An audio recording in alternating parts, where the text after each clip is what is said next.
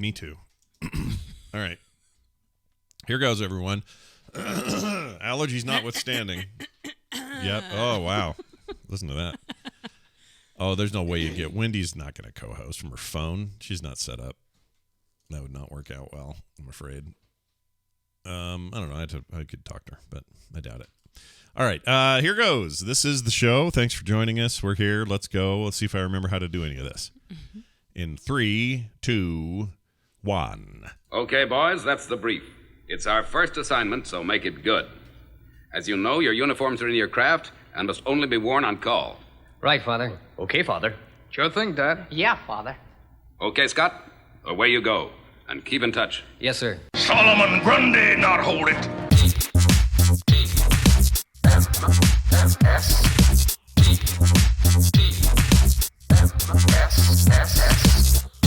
The morning stream. This car smells weird. Good morning, everybody. Welcome back to TMS. It's the morning stream for Thursday, September 2nd, 2021. I'm Scott Johnson, here with a guest host. A guest host. Hubba. Yeah, that's right. It's Couples Day again here on the TMS show. Hi, it's Kim. Hi, it's Kim. Hey, thanks for being here and covering for Brian while he's out gallivanting around Europe. Well, I appreciate that. Yeah, I know you kind of wish you were him. You wish you were in Ireland, right? You want to go there. I want to. We'll get there. Who wouldn't want to go to Ireland? Ireland sounds rad. Plus, Claire's there. Yeah. Plus, they're all happy, and they got the Lucky Charms and the whatnot, you know? So why wouldn't you want to go there? That's my question. There's no reason you wouldn't want to go. So I hope he's okay. He's in Heathrow, we're being told, which is airport in London, and from there, you say that as if it's a question. It's an airport in London. London? Does anyone know? You know, you wait for corrections in case. I know that one though. That's a pretty easy one. But anyway, he's on his way to Ireland, and he's going to do his, he's going to get his pot of gold. What else do you do in Ireland? You get drunk. You get his flight to Dublin tonight. Okay, so all is well. I heard yesterday he told me that he got their 72 hours. Must have your COVID test thing 72 hours or prior to getting whatever. On the plane. Right. Yeah, that plane thing, and they barely got it back to him. Barely in time. Stressful. Yeah, they were super stressed about that. So as a result, kind of running around. He'll tell the whole story, I guess, when he gets here. But that stuff is a hassle, man. A bigger hassle would be getting it and being super sick. But the secondary hassle is all of life has been altered to accommodate stupid virus, and that's where we are. That's where we live. That's where we are. Yeah. How would you feel if you had the stress of having to have the COVID test be A, on time, and B, negative? Yeah, you have to have both. Before you could go to your magical trip to the Leprechaun Valley. How would you feel? The Leprechaun Valley? Yeah. Isn't that what they got? That's what they got. They're like hobbits and stuff, right? They got their holes in the wall. We got the Silicon Valley. They've got their Leprechaun Valley. That's right. It's where they make all the leprechauns. Anyway, so Kim's here. She's co-hosting today. We have an all-star lineup over the next few days of shows. I guess today ends the normal week. PM is up in the air right now. There may be something going on, but Monday we got who do we have? Have I told you all the names? Oh, we don't know if we're doing a show Monday. That I was gonna say I'm gonna stop talking because you just said it's up in the air. I'm not really sure what we're doing. Yeah, Monday we don't know because it's a holiday here in the United States. So maybe that's when Carter could come on because she won't work that day. That's true. Oh, that's true. Ooh. Again, we'll have to ask her. She made it very clear earlier that we were talking about this as if she has no say in it. But yeah, we'll see about that. Just yell right now, Carter! That's right. Get down here and find out. Tuesday, we got TV's Travis. Wednesday, Garrett Weinzer will be joining us. And then Thursday is still a little up in the air. It'll either be maybe Kim, possibly Carter, possibly, I don't know. We'll figure it out. We'll have to see. I mean, Wendy will be here, but she's probably not going to co-host. You guys don't... Asking Wendy to co-host an entire show with me, her dingus brother. I can't imagine that world where that happens. I just can't hear it. I can't see it. Can you, honey? No, Can you see my sister? Well, yes, because she's really good at it. She is good at it. She's naturally good at it. No You're question good about at teasing her. Yeah. It would go over really well. People would see the sibling thing go on. Yeah. So all the cool hair lined up for the next few shows. Everybody watch for it. Very cool. Okay, so there's a lot going on. We should talk about our little trip real quick. Kim and I, we got married a long time ago. Not this weekend. A long time ago. Yeah, we got married in 1992. This is the way I look at things in life is a little weird, but that was 1 year. We got married 1 year before Jurassic Park hit movie theaters. Oh my gosh, that's how you're counting it? Yep. What else? 92. That would have been the year. Let's see. What's another significant 92 thing? I can't think of anything. I can't think of anything either. But in 94, we would have our first child. And now she's 28. No, 27. Right? Yes. Okay. You're supposed to remember these things. I don't know this stuff. And well, then, the way you're going about this is like, and then in 1994. And then in 97. All right, so, oh yeah, that's a wake-up call. C9 Ender says, in 94, I was 1 year old. Oh, my goodness. Yeah, so we got a 93er going there. Anyway, a couple others with birthdays in 92. Geez, you guys are young. Anyway, so that makes us 29 years married, Kim. 29 years. Can you believe it? Wow. It's amazing. So that's cool. And so we decided that this weekend we would have a good time and celebrate a little bit and get away. Now, as you all know, it's a weird time. You can't necessarily go where you want to go. Although I say this as Brian is on his way to his dream Ireland trip. But, things are all over the place, so you're never sure what you're going to do. That's what it is. It's all over the place. Yeah. And we were going to go to Vegas. That was the original plan. And it was going to be our first big return to Vegas since we haven't gone to Vegas. How long's it been? It was 2019. Was right? It? Hold on. Yeah, early 2019. You're right. March of 2019 was the last time It's always March or April. Yeah. One of those. And that is crazy because usually we're in Vegas at least twice a year. Yeah. For something. Easily. Yeah. Because it's, convenient. It's like 5-hour drive. You're there. You're in. You're good. So. You're in a whole nother world. Yeah. A whole new world. If you've ever been to Vegas, that's true. Sing us a song. Sing us the whole new world. No, I'm not going to sing anything. You're not going to sing the song? No, I'm not. Well, no one wants to hear that. What a disappointing guest hosting we have today. My goodness. Come on. Anyway, we didn't go. So we decided that Claire Gack is a year older than Carter. That's weird. Oh my gosh, we're old. Anyway. Well, it was also going to be over 100 degrees every day. Yeah, it was going to be 100. And I was like, we need to be somewhere cooler. So we decided to go closer. Yeah. Plus, Delta's higher. crazy right now. There's too much going on. It's all weird. Half the places are like, you need to bring Vax cards. And other places are like, you don't need to bring anything. And I don't know. It just felt a little much for some reason. So we both kind of jointly were like, do you want to alternate? Should we alter the plan and pray we don't alter it any further? And then we did. It was just a different set of 4 walls. We needed to be somewhere else. And it was really nice. Yeah. It turned out good. So we went up the mountain and spent some time in our own sort of backyard, about 45 minutes away. And it's Park City. I'm sure people are familiar with the area. Maybe they're not. I don't know. But, it becomes very mainstream about 2 months of the year when we have Sundance up there. And That's then true. Everyone's there, so you could just wander around and bump into Brad Pitt taking a leak in an alleyway or whatever. Whatever it is Brad Pitt's Whatever doing. it is Brad Pitt is up to at any current moment. But it's beautiful up there, and we love it up there, except the smoke's been kind of thick, so other than that, that wasn't my favorite thing. Well, it was like that everywhere. Yeah. It wasn't just we there. We did get to pass by an entire area that 2 weeks ago was on fire. Oh, yeah. On the way up the canyon. Immigration Canyon. No.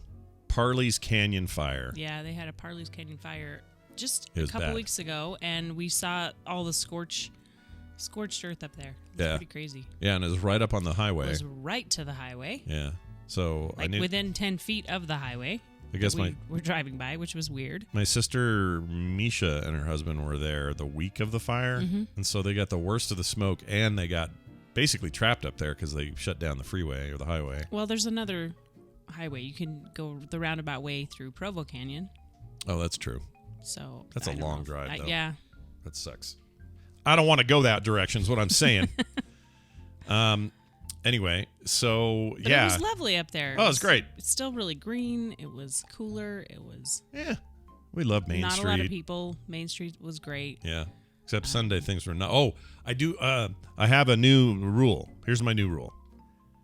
When we do these little trips, no matter where we go, Vegas or otherwise, we should do the Sunday through Wednesday thing because it's way less people everywhere. That's right? true. Because it's a weekday, right? People are doing work and stuff. Like, they're not there. And Everybody listening to your show is like, what? Seriously? Come on now. well, but that's the thing. You only lost, let me think. You only lost the Boop Show and 3 episodes of TMS. I'm not saying that's not significant. It's It's true. I don't like missing TMS ever, but it didn't really ding stuff overall because all the rest of the big stuff that happens later in the week all starts today anyway. So today, All the tomorrow, big and stuff Saturday. starts today. Yeah. So I'm just saying, like but the biggest advantage is you're not there on a weekend where the things are just overcrowded and everyone's annoying and all that stuff. So I kind of That did like make that. it really nice not to Yeah. be able to go to breakfast in the morning, and on a Saturday or Sunday it would have been a lot harder. Hey, what do you think about old people not by the hot tubs talking about politics? How'd you feel about that? Oh my gosh. Did you like that? You enjoy that? That was interesting. Is that the highlight of your trip? Was listening to Francine and Bill over there with their... That was a real good time. So let me explain. I just can't believe it. I just can't believe I it. just can't believe it, she said many times. I can't believe how many times she says, I can't believe it. But it was funny because, so the place we went to was really cool because they had this hot tub situation where there's like 6 of them. Mm-hmm. 6 different hot tubs. They were kind of They're like nestled into the mountain. They had like a waterfall going into them. Yeah. And they're like kind of Some of smushed them. into the side of the mountain. So they got like natural rock stuff and they're staggered. So they seem like they're almost like part of some It's supposed fancy. to look like a natural spring, I Yeah. think. It was cool. It's really cool. Anyway, and the nice thing too is they have a rule right now where you can only occupy that with you and someone you're with. Someone in the same household. It's like 1 per hot tub. Yeah. 1 person per hot tub unless you live in the same household. So you which can't was just kinda you crazy. can't just wander up and go, "Excuse me, I'm getting in your freaking hot tub." So that was nice. Once you had one, right? And that's again, true. we probably benefited from the Sunday through Wednesday thing because hardly anybody was there, so we got the hot tub anytime we wanted it. But anyway, that was a pretty cool deal. Afterwards, there's these 2 big fire pits where people are, there's chairs, you can sit around them or whatever. And there's a couple there from Illinois, I remember him saying, and the other couple's from Salt Lake. And they were all super, they just started talking. They're probably in their pushing 60s. You meet a stranger, you get talking, and before you know it, you're talking about the weather and or politics and or whatever, right? Like that's just how this goes I'd when say you're they talking. were even a little older because they were talking about their grandkids in school. Oh yeah, that might So be. I They feel might like be. that had to be a little bit, Yeah. even a little older. So they But were. there was a lot of, well, did you hear? And no, I can't believe. And why don't they just blah, blah, blah, And blah, blah. our governor is a real piece of work. Our governor, that kind of thing. Yeah. But they were. What's funny is they were both seemed pretty conscientious about vaccination, and they were both saying, "Oh yeah, we're fully vaxxed. We're Yeah. trying to do this and that. My son's a doctor, this and that, and all these back and forths." That was all fine. They weren't saying anything that was like offending me or anything. No, none of it was negative. It was just really funny But I couldn't be there very long. to hear people that have never met. What was your name again? Yeah. What was your name again? Oh, Gladys. All right. So here's the story, Gladys. And I just kept thinking, I think I can sit through this. And the fire's nice. I don't want to leave. But then somebody said something like, what was it? Just something, it's like a worm that crawled into my apple. And I was just like, He all looks right. at me and goes, I got to get out of here. Yeah, I got to go. I can't do this. We should go inside and pay too much money for a Coke. Which is the other thing I wanted to talk about. That's every hotel. Right, but we gotta get some sense to this. All right, so you're already paying a lot for like resort fees and everything else, but this place had this price list of pre and post tax prices for things like a bag of chips, a bottle of water, a Pepsi Zero, whatever. Right, It's all ridiculous. The water bottles were $5. You've been to Disneyland. I know. It's fine. You've been to BlizzCon. Yeah. Same thing. Those were $8 or $9, those water bottles. That's true. Yeah. So it is what it is. When you go to a resort, it's always going to be that way. I just love how they're like But proudly. we did bring our own water bottles. We were, Yeah, we did. we're reusable these days. Yeah, we stayed hydrated. And yeah, it was all good. I also have one thought about cable television programming in hotels. Okay. All right. I haven't shared this with you, so I'm going to do it now. In the hotel, they have, someone's always got Food Network. That's just the deal. It's on there, right? A standard in today's world of television entertainment, the Food Network, all right? But then, right above that, they got something called the Cooking Network, which I hadn't heard of. It was the first time for me. Did you know it existed before? No, I hadn't ever seen it before either. See, now that tells me something because you're on this stuff. You know these things. I mean, at home we don't have that, so I don't know. Yeah. So, when's the last time we stayed anywhere? It's been a Good while. point. It may have been here a while. and this app may exist in, like, I could probably run this app on some device and have the cooking channel, whatever it is. But it's like, it's weird because you'll be watching the Food Network and it's a lot of cooking. Yeah, that's true. And then you watch the cooking channel and it's a lot of food. No one's cooking anything. They're just talking about the food. Yeah, they flipped their words. It's like MTV. Come on. Or TLC. Tender Loving Care, whatever it The stands Learning like. Channel? Yeah, the Learning Channel. And all I learn on there is about giant twin sisters who are trying to lose 1,000 pounds between the two of them. Right? We're learning. I'm not learning. I'm not learning anything. But anyway, it's just a stark reminder that cable's freaking weird. It's weird. Yeah. You know, it's not what it used to be. We even had and every 5 minutes is a commercial. Well, yeah. Yeah. That boat sailed, though. We knew that was that's bad. true. But in like MTV's case, I saw no music. I know this isn't new either, right? I saw nothing. I saw a movie with Jennifer Aniston in it, part of it. And also everything they had on anything was sped up, and you could hear it. Everyone sounded like chipmunks so they could fit more commercials in. Well, once again, you get used to it. See, this very well could have been the discussion between Illinois and the other people. That could have been just complaining about television. What's happened to television and the commercials and the that could have been what got them to get up and leave. That's true. But we didn't do it. We didn't expose them to my problems. Anyway, we just walked away quietly like the normal people we are. We're pretty normal around here. But it was a lot of fun, and we look forward to getting away again. If anything, it was too short, and I still don't feel prepared to be home and back to it. I don't feel like I'm ready. Like today. Well, it's because it takes a day, maybe a day and a half to get into vacation mode to just calm and relax and not have your brain going. Ugh. Yeah. And then to come back after you've now relaxed, you're calm, Yeah. I think you're in vacation mode, and then it's like, oh wait, it's time for TMS. 6 days. 6 days is what you need. I think. A week is probably the right amount. Because you get 2 days to get used to it.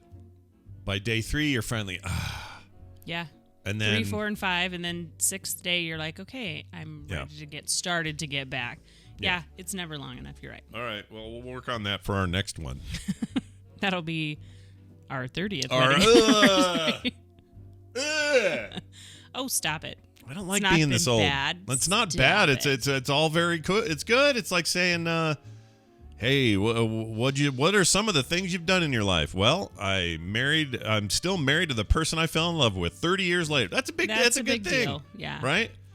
How would you say it? Because that's how I'd say it. Keep in mind, our 30 years, the same year, I turned 50. Holy shit! 50, man, you'll be 50. How do you feel about that? I don't like it when you say it that way. You don't like I can 50? say that. That's the problem. But you're ready. You're good. I'm fine. Birthdays don't really. I don't have a problem with that. Yeah. And then, okay, do you think we'll be one of those couples that hits 70 or something? Like Jimmy Carter is 70 years married now. My parents are 50. Years married? Yeah, Really? 50 years married in December of last year. Oh, nice. That's a lot of years of your mom judging everything, though. Stop. It's a lot, man. But no, for real, like, we'll easily hit 50. We can do that, right? We could do that.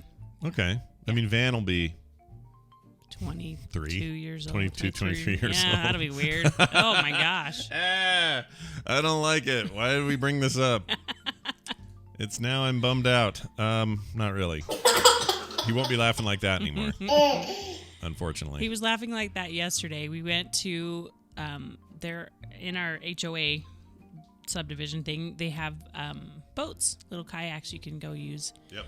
And we took him out last night on the kayaks, and he just can't get enough. He just leans back and just look at the ducks. Yeah, Hey, Nana, how are you? Just real calm about it.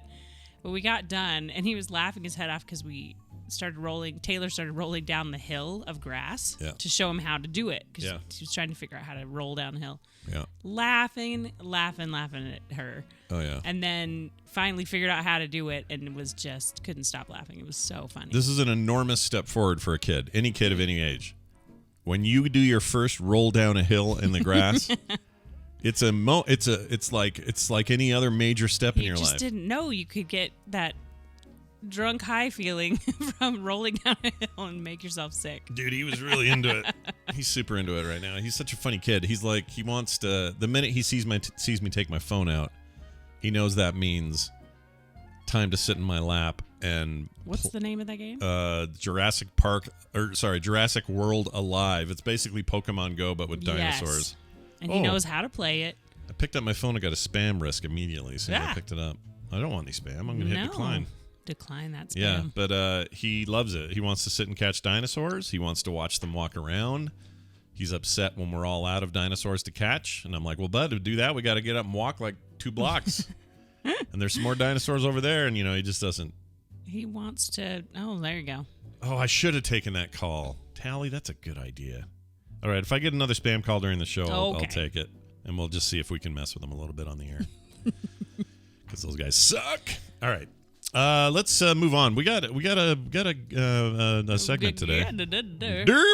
We got things today. I'm going to bring Bobby in, and we're going to do a little science segment. You've never been here for this. So I haven't. You'll have fun. I'm excited. Yeah, I think you'll enjoy it. Bobby joins us most Thursdays, and we get to hang out, and I always play this. I think science will make you go poo-poo. Yeah, that's right. It's Bobby Frankenberger joining us all the way from South Carolina, as he does many Thursdays in the month, to talk about some science. Bobby, welcome back to the show. How embarrassing that's the first thing that Kim gets to hear from me. I know. You've never voice-to-voiced with her, and the first words out of your mouth is poo-poo. Well done, dude. Well done. I guess that's my fault. I say that about Scott a lot, too. Yeah. That's true. But look at you, man. How are you doing? How's life? What's the world for you right now? How are you feeling? I'm doing great. Thanks for asking. Oh, well, you want to check in with your friends and see how they're doing. We just haven't been able to do this for a while, and I feel like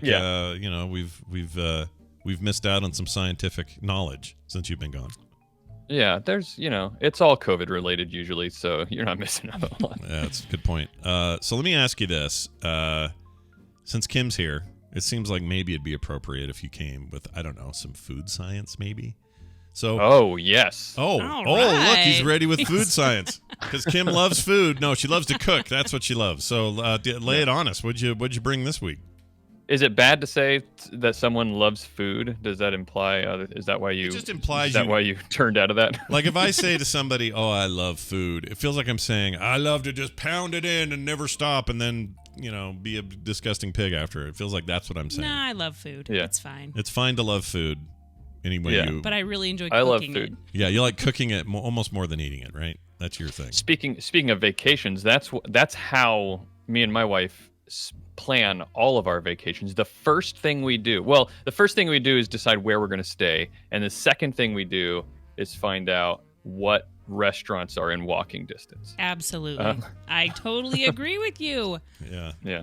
We do that too. I'm always looking up. As soon as the city is determined, then it's like, okay, where are we going to go? Yeah. Yeah. It's what are we going to eat, and can we fit anything else in between those meals? Well, you gotta have markers, right? You gotta have you gotta know where you're gonna go, and then where you're gonna eat, and then the rest of it falls into place. Because if you're eating, you're meeting. Nope, that rhymed, but it didn't make any sense. Anyway, speaking of meat, meat. I've got some food science to talk about, and it's probably the most controversial topic that I'm going to bring to you ever. Probably ever. Whoa! Ooh. All right, I'm in. And that is, I'm going to make a lot of people mad because I wanted to look into this. I'm going to be grilling some steaks tonight for dinner, and there's always this question that comes up when you're cooking meat on high heat, and that is this idea of searing the meat and it sealing in the juices. Have you heard this before? Well, yeah, I have. Yeah, because that's the idea. You sear it and then seal in the juices. Well, that's supposed to be the idea, but what I'm here to tell you is that is a myth. What? I don't even know what to say. How is this a myth? Tell me more. I must know more. Well, so the question is, does searing meat really seal in or lock in the juices? And the short answer to the question is no. But we should talk about what searing actually is and why it's good and why you should do it anyway, regardless of whether it's sealing in juices. So why do you have the experience, either of you, Kim or Scott, do you guys have the experience that of enjoying meat more when you've seared the outside of it, regardless of the meat, chicken? Yes, steak. makes it crispy and 100%. I'd say juicy, but apparently I was wrong. Well, okay. But if you sear it on the outside, the inside tends to not be, as cooked. Like if you're doing, let's say, a rare steak, and the outside is like seared, that means it's, kind of crispy and browny and whatever on the outside, and then the inside is all bloody and yummy.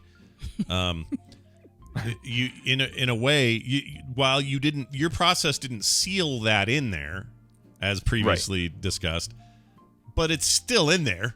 You know what I mean? Like it's still the juices are still in there. Right. Well, the thing about cooking any meat and why it doesn't seal anything. First of all, if you've ever seen a piece of cooked meat, or even if it's seared, like if you really think about it a little bit, the idea of it locking anything in is not really all that plausible. It's not like it creates an impenetrable shell, like there are cracks all throughout the surface, and juice comes out of that crack. Yeah. So heating up meat in general, when you heat up meat, what it does is the proteins that are in the meat, they sort of denature, and then they shrink and squeeze a little bit, and they actually squeeze juice out of the meat. They squeeze the water out of the meat. So it sort of does the opposite of just the act of heating stuff up does that. But you're not wrong, Scott, about what you said about the uneven nature of the heating, because it's when you're searing something, you're doing it with really high heat. Right. And it cooks the outside, and then the inside tends to be cooler. And what that does is the inside is going to more slowly cool, and the outside that is heating up and squeezing out juices, some of that moisture is going to come out just on its own, but some of it is actually going to get pushed further in, and so for a little while the inside of the meat does seem to be juicier. Yeah. But it's not that the searing is locking it in there. It's just that the act of heating in general has pushed moisture into the center of the meat, like the steak, say. And what do they always say after you cook meat? What are you supposed to do? Do you cut into it and eat it right away? I mean, I do. Well, I mean, if you're asking me what I do. You're supposed to let it sit. Are you? Yeah. Right. How long are you supposed to let it sit? What's the deal there? I think people do different things, but I think like the general rule of thumb is what, like 5 minutes or so? Mm-hmm. Okay. Yeah. 5 minutes of sitting. That's a lifetime for me when there's a big fresh steak in front of me. It's about the time it takes to tell you, hey, there's a steak up here for you, and you come upstairs. It's about 5 minutes. Okay. So you artificially control my steak clock is what you're saying. Yes. Okay. That's fine. The steak clock. Good now to know. He knows. Meat clock. Why do we call them juices, by the way? Why don't we call them... Cause it's kind of gross, isn't it? Juice. Juice is like a juice is fruit good. thing. Fruit juice out of a piece of meat seems like a weird thing that we've done. That's just I mean, for that's you. true. Meat juice. Ugh. All right. Well, Sorry. Anyway, we don't call it meat juice. Call it broth. At least usually. not if you want to not be grossed out. But so the reason you let it sit though is because the parts of the meat that you've cooked that have tightened up and they're squeezing out juices, and then they pushed a bunch of that extra juice into the center of the cut where it's cooler. Yeah. The reason you let it sit is because as the meat on the outside cools off again, those proteins like kind of open back up, and that juice that was that moisture that was pushed to the inside cool parts of the steak slowly migrate back out to the rest of the steak where because the proteins are moving farther apart. That's why you're letting it rest. Oh, that's interesting. So you're really talking about the microphysics of this thing in a way, and you don't think about that usually when you eat. When you eat, you're like, "That's too well done," or "That's too bloody," or "My fork fell on the floor," or whatever, right? But instead, we're saying, "No. Let's get down on the microscopic level. What's actually going on? What is your food doing?" I think that's a good way to think about food. I feel like it makes us more aware. Aware is a good way of putting it, but also just instead of me looking at a plate with a bunch of things on it that I want to devour in no time flat, instead I can maybe take a second and go, well, all right, I'm enjoying this because it's done this way and it's got a physicality of the deal, and you know what I mean? Like it's reabsorbed all the fluids on the plate. And you're the juices, Kim. The juices is what they're called, the meat juice. But the point is, thinking about your food more probably is a better way of approaching a meal than just scarfing it down and hoping your body reacts the way you're used to. You know what I mean? Mindful eating. There you go. Slow Mindful down eating. and mindfully eat your food. Yeah. Yes, mindfully eat it for sure, and you can appreciate a lot of where all the flavor and stuff is happening and why it's there. So why do we sear then? Because I did say you should still. I'm planning on searing steaks tonight, and it's still better to sear the steaks. Yeah. And the reason is because there's something interesting chemically happening when you sear the steak, and it creates that brown crust. The interesting thing is that it tastes delicious. Yeah, that's the important part. That's what we want in the end, right? Right. Yeah. Right. So that's the trade-off, right? Technically, so some people will tell you, oh, you need to actually grill your steaks at a super low temperature because that makes it so the moisture doesn't get pushed out and it becomes more moist on the inside. So the trade-off of searing is actually it does end up drier. That's true. But not significantly drier if you're not overcooking the inside. It's just a little bit drier on the outside, but the trade-off is you're getting this delicious outside, and it's caused by a reaction called the Maillard reaction. I'm sorry, the Maillard reaction? There's an A in there, Maillard. Or AI at the beginning. Maillard. Maillard. So wait a minute, is that a guy's name? Is that yeah, okay. This guy back in the 1800s who discovered this was something Maillard. Got it. What, right. man? What is... Okay, can we just... guy making your steaks. For a second here. Yeah. Why do we always name stuff after people when they've got the worst names? Like, Asperger's is a terrible name. Maillard is a bad name. Like, you need to be the Johnson effect or the Wilson attribute or something. Yeah, you know what I mean? the crispy delicious effect. Yes. There you go. That's what I want. Oh, I don't know why that annoys me. I always hate it when someone gets something named after them and they have the worst name.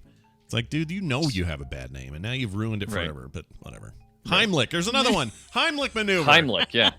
I don't know. Heimlich is good because it kind of like sounds like what's happening, you know? That's true. That's true. It's kind of like, Heimlich! You don't want to call that the Johnson effect. I'm No. sorry. Right. No, you don't want the Johnson effect no matter what you do. So when you... Okay, let me ask you this. Yeah. You can sear a steak on a pan, and you can Yep. sear a steak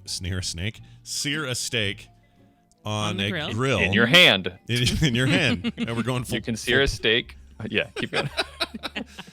Oh, Dr. Seuss rolling in his grave. What's left of him.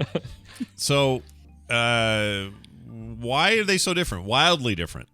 Because when you do it with a grill, it's so much better than with a pan. But you're still kind of doing the same thing. So, I don't know. I think that comes down to taste, right? Like, I think some people do like it on a pan. You have to get it hot enough. Like a cast iron skillet can get hotter than your regular like Teflon pan, and it'll hold that heat more easily. Because Kim, you know this. Whenever you put food onto a pan, you have to expect and you have to know it's going to cool down, right? Yeah. Yes, to some degree. As soon as you put food on it, the temperature of the pan goes down. Yes. Cast iron's probably your best bet on that because a lot of the grill things on your grill are made from cast iron. Oh, you mean the grill? What are those called? Grates. Grates. Ah, you're so great. Yeah, you're very great with the grates. Do you put your steaks up high on the grates? Because that means you're a high stakes kind of guy. Oh gosh! See what you did Married there. 29 years. Anyway, the reason it's so good to make sure you keep that high temperature though is because temperature is really important in the Maillard reaction. I think is what Leninade in the chat room said that I was pronouncing. Oh, it's Maillard. Okay. Yeah. So forget everything we said about male lard. I'm not sure Maillard is any better, but it's fine. Yeah. Whatever. But temperature is really, really important there because you have to have it hot enough. So the Maillard reaction, what it is it's a very complex reaction between proteins and sugars. So meat is a lot of protein, but there is sugar inside. There are sugars inside there. And in the presence of heat, it causes the proteins and the sugars to combine in a certain way that creates delicious tastes and smells and all kinds of stuff. It actually doesn't happen in just meat. It happens in bread. Bread gets its brown color on the outside because of that. Potatoes, when you cook potatoes, or coffee even.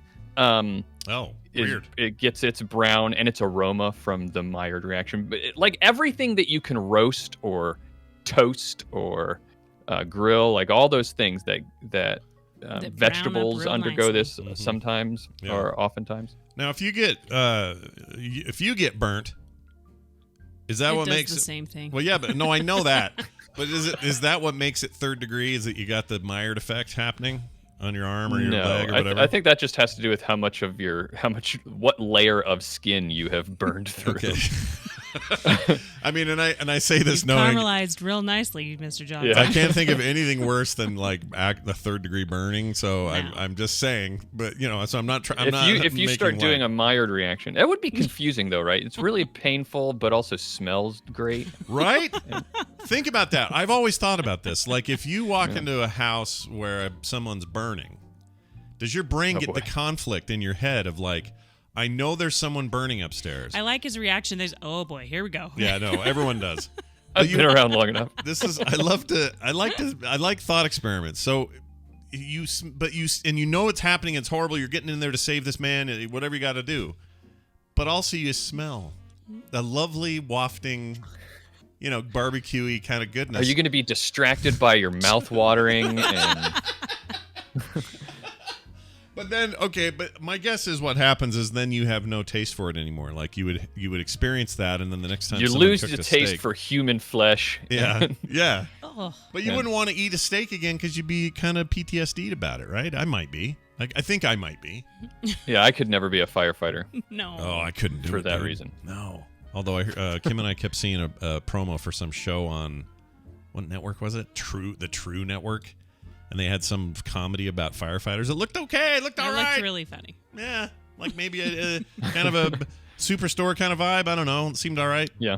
Anyway, well, all right. Food science, everybody. We've done it. We've learned it. It's all you need to know. Steaks. And I'm jealous of what you're going to eat tonight. That's pretty rad. Why don't you share with the folks what else is going on your show, where they can find it, all that stuff. I will. I'm going to give you the last couple tips for if you're cooking your meat. Tips. And you want to maximize the Maillard reaction because you need it to get hot enough. If it's not hot enough, Kim, have you ever put too much chicken in a pan and tried to cook it and it just boils basically? It just boils. It just all the water comes out of it. It just gross. Wait, is that juice as well? Is that a chicken juice? Is that what we're talking about? Mm-hmm. Yeah. Chicken juice. All right. But you don't want that to happen. So you want it to be dry. So if you're going to cook your steak or any meat, dry it out first is a good idea. And pat it down, dry it out. Or if you're going to salt it, you need to salt it either right before you cook it, immediately before, or a long time before, like 45 minutes ahead, so that juices that pat it down and salt it. I gotcha. Why though? What would be the point of salt? I mean, if you salted it while it was cooking, that's a bad idea. You don't want to do that? You can do that too. Okay. But like when you're cooking a steak, like if you're grilling, you often want that crust on the outside, and salt can be a really tasty component to that. So people will salt ahead of time. But the reason you don't want to do it too far ahead of time is because salt draws the water out, and if you bring water to the surface, then it interferes with that reaction happening because if you have a bunch of water on the surface of the meat, then that has to like steam off first, and that water can only get up to like 100 degrees Celsius, and it needs to be hotter for this Maillard reaction to happen. That makes sense. Yeah. So anyway, those are your 2 tips. So enjoy your steak. But if you want to hear more about sciencey stuff, I've got the All Around Science podcast. We just this past week talked about hurricanes because we're in the middle of hurricane season. So just enjoying the science of how hurricanes form, which is really fascinating, actually. How, like, it just, you wonder, like, how is there nothing in the middle of the ocean and then suddenly a gigantic storm? Right. You know, that's what I wonder. Right. We have a cool listener, Hunts the Wind, who flies into those things in like an airplane, goes right into the center of it and does a bunch of readings and science stuff. And it blows me away. It's one of the coolest jobs of any listener, I'm sure, that we have. It's just such a rad thing. That's pretty fun. But it's intense, man. It's a giant storm. It's a big we storm. talk about what they do on that episode. We talk about why they're going into the storms. Flying into them. It's not just for fun. It's believe not. It or not. Yeah, believe it or not, hurricanes not just for fun anymore. Turns out. All Around Science. Find it wherever you get your podcasts.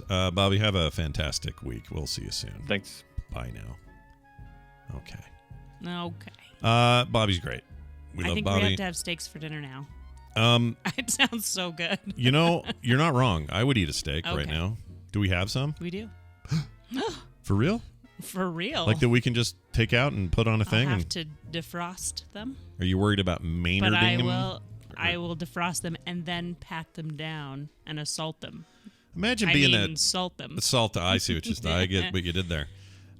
See, I would be teased for that, but because it's you, everyone will love your joke. All right. Yeah, that's how that'll go.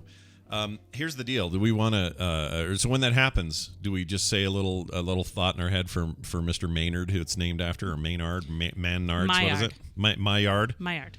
All right. So I'll say, "Oh, look, it's that Maillard effect," and then we'll quietly bow our heads and say, "We're grateful for Maillard." And then we'll eat steak. Yeah, I look forward to it. All right, that's that. Get a little protein in your life, everybody. Let's move on and do a little bit of the news. Here it is. Good morning, everybody. In the news this morning, good morning. Time for us to do the news, brought to you by a little show called The Skim Show. That's short for Scott and Kim Show. Let's talk about it for a second. All right. It's the show Kim and I try to do every week, although sometimes we get bumped. It's busy, busy lives. Busy lives. But we get to sit around and talk about it's a lot like this, honestly. We get to just kind of hang out and talk. And we usually don't have much of a format. Like TMS has more of a format, but we talk about our kids and about Van and about stuff and what's going on in our lives. What's going on? Yeah, what weird neighbor thing happened, that kind of stuff. Everyone wants to hear about our neighbors. I meant to ask Bobby, so hurricane-wise, real quick here. So Kim's from a little town called Bay St. Louis, Mississippi. Mm-hmm. And a little, I guess the town is now Kiln. Is it Kiln? No, that's just where my parents moved. That's where your parents moved to. Okay. Correct. Which is the hometown of Brett Favre. Okay, so that gives you an idea of how cool that is. Not really. I went to high school with Brett Favre. Yeah, she went to high school with Brett Favre. I was like a freshman. He was a senior. He would not know who I was. Yeah, he had a bit of a reputation at the school. And I didn't. For some reason, there is a dog in my crotch. Hello, Rainer. Hello. Rainer just showed up. I don't know how she got in here. It's fine, though. She's nice. The door wasn't shut. It's totally fine. That's your fault. So, what was my point? Oh, so she grew up around there, has seen her share of storms, although you never lived there during one of the massive ones. I guess when you were a little baby, My dad did. My dad was there for Hurricane Camille. Camille, which is the one that put like whole ships up into the coast, right? Yeah.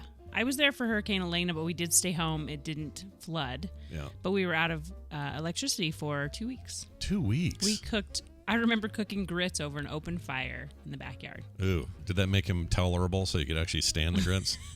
I love grits. What are you talking about? I like your grits. You make good grits. I'll give you that. But most grits, most places, not good. Kim makes amazing grits, though. I do. Cheesy. Cheesy grits. That's the key. Get the cheese in there. Grits. If you don't know. have... Some people like their sweet. You need your cheese. you need your salty business and your butter. Butter. Yeah. And maybe just salty butter's all you And need. if you really like tomatoes, they're really good in that too. Hold on a minute. What if I don't like tomatoes? Then don't put tomatoes in yours. All right, don't put that in there. Anyway, the point is, a lot of people have asked if Ida affected anybody we know. We do have family, or Kim has family down there in Louisiana still, but they're up north more. No, I mean... Or how did we know yet? Have we heard how everyone fared? Not yet. We've been out of town. Not yet. I'm going to talk to my dad today. He will have talked to everyone, find out if anyone was in trouble. I think a lot of them evacuated. Yeah. To up north. Right. Which, again, they're all kind of used to this in a way. Well, used to it, yes. Sick of it, also. Yeah, they don't want to deal with it anymore. Did you see those subway videos in New York? The storms from Ida were like dumping rain in the subways. Or not rain, so but just crazy. flooding. Water. Yeah, it's really bad.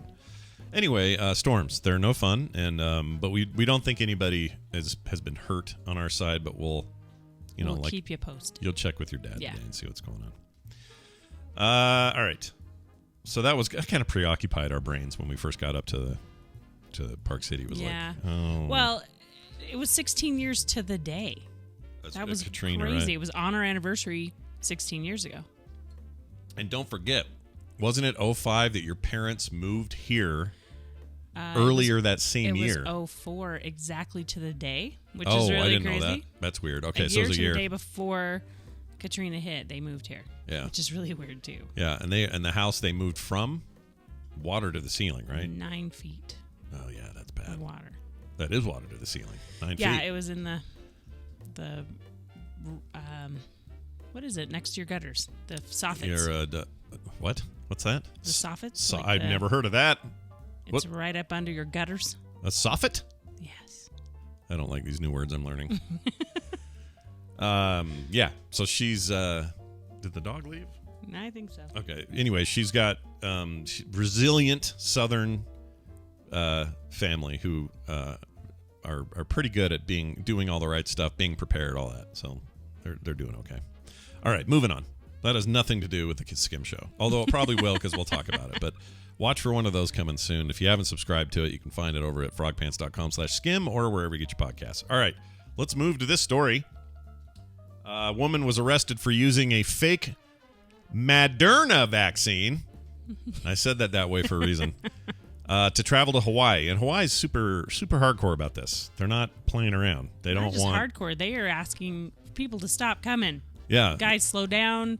Yeah. Just a few of you at a time. Everyone stand in line. Change your vacation plans and don't come here, basically, is what they're saying. They just don't have a lot of hospitals and places for the people that live there that get COVID. Yeah. To, be hospitalized. Yeah.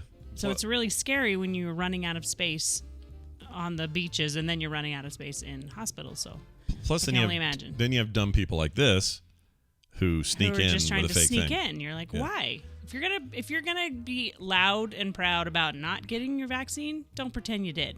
Yeah. Here's column A and column B. Column A, free. Go into anywhere and get the vaccine. Go into anywhere. And you've got a free vaccine, and you're legitimately vaccinated, and you can go anywhere you want that may need you to show proof of said vaccination. Mm-hmm. Option 2, column 2, is what she chose from, which is make a fake one, put a very unfortunate misspelling, and then get fined a ton of money and possibly jail time. But column A also helps keep people safe. Well, yeah, but let's think about it for a minute. I'd like to put... there's a boot I could put on and put in a certain place with her if she didn't mind. That sounds terrible. All right. The mad boot. This is an Illinois woman. She traveled to Hawaii with a fake COVID-19 vaccination card, and it had a major typo, according to authorities. Police arrested Chloe Mrozak, age 24. Carter, it's one of yours. It's one of your people. After receiving a tip that she used a fake vaccine card to get into Hawaii... On August 23rd. They received a tip. Yeah, they got a tip. So someone called it in. Yeah, somebody's not the friend you think they are. If you're gonna do that, don't tell anyone. Don't Just don't do that. Just don't do that. Hawaii News Now, that's the name of the organization, reported this story. She allegedly submitted the fraudulent document to bypass a mandatory 10-day quarantine for unvaccinated visitors.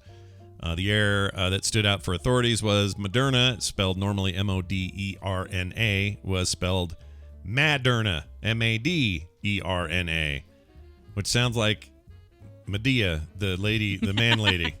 What's the deal with that? I can't think of the guy's name. Medea, what's the deal with that? Yeah, that sounds like one of the movies. Medea, what's the deal with that? Anyway, the handwritten card stated that Mrozak, sounds like she's her own kind of pill, that name. It's a crazy name. Received 2 doses of COVID-19 vaccine in Delaware from National Guard members. Officials in Delaware reportedly told investigators they could not find evidence of her vaccinations in their medical records.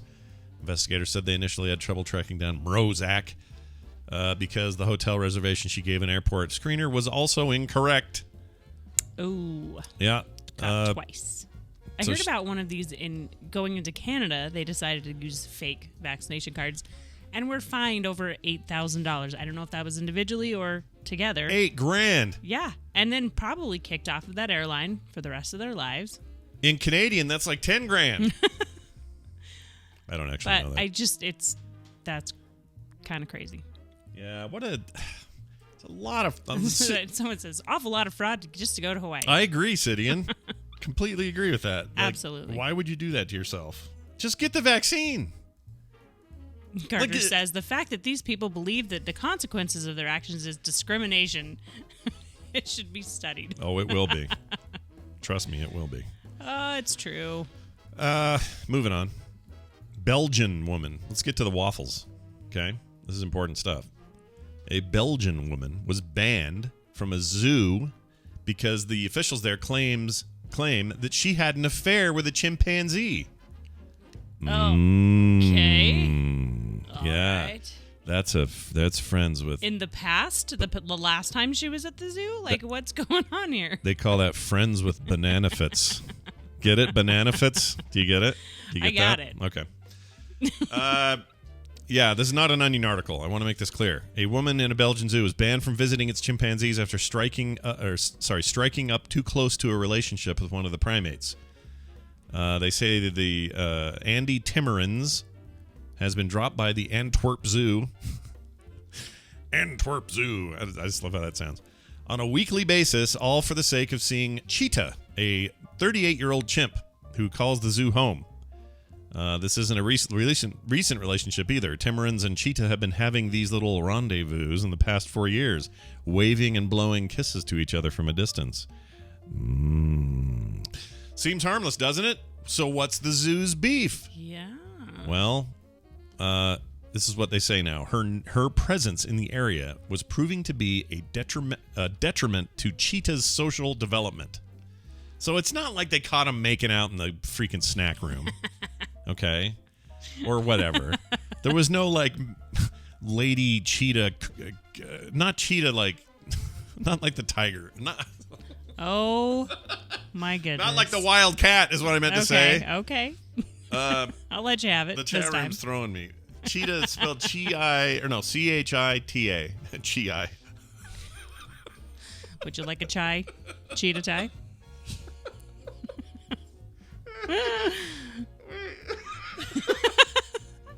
Okay, don't start. You did it to me. Shit. All right. What was I saying? I don't remember now. They weren't like human. Yes, it was just an emotional affair. Yeah, they weren't like coital or whatever, you know. Anyway, okay. So she's 38 and she's out of there. Oh no, that's the age of the chimp. She's 38 and she's out of there. All right. She's been kicked out. Next on the menu, sir. I don't think you're going to get through this very easily. Did you hear Joe Rogan got the COVID and he's using the horse cream, the dewormer. Yeah. Ugh. I've heard that just gives people like the permanent poop so they can't stop pooping. What happens there. Okay. So, good luck with that. I still don't understand anyone that is going, I don't know what's in your vaccine. I'm not taking it. Give me that. Yeah, give me the one. Give me the horse pills. Yeah, no, yeah. It's like, what's it like? Oh, I saw a great quote yesterday. It said, I'm not taking that vaccine. I don't know what's in there. But now, pardon me, I just received my pills online that I ordered from a podcast. It's like my supplements or whatever. Oh, we don't have any supplements here. Don't you worry. All right, where are we now? Let's go. Let's be done with news and take a break. When we come back, my sister Wendy will be here, so this should be interesting. It's like a whole family here, man. There you go. It's weird. We're gonna talk about parents and couples. Okay. All right. So some of you youngers who got married or got born when Kim and I were married, whatever, you'll probably get some entertainment out of it. So stick around for that. We're gonna play a quick song. Now, as you know, with Brian being gone, I really don't work that hard on getting the music right. I just kind of want to have something. And I just like stuff that I like. So today, our middle song is going to be 22Z. Oh, no, that's not the name of the band. It's called, oh, geez, Scott. You know, I thought I had this ready. Give me just a moment here. TMS covers. Here we go. Scott's Songs of the Week. Here it is. New Slang. So this is that New Slang cover that I love by Samantha Urbani. We played it on the show before, but it's a chance to play it again because I really like it. So if you like New Slang as a song, then you'll really like this version of it. And it's also, I think that song's still not available on an album anywhere. So I think this is the only place you're going to hear it. Anyway, enjoy this. This is New Slang by Samantha Urbani, and we'll be back in just a moment.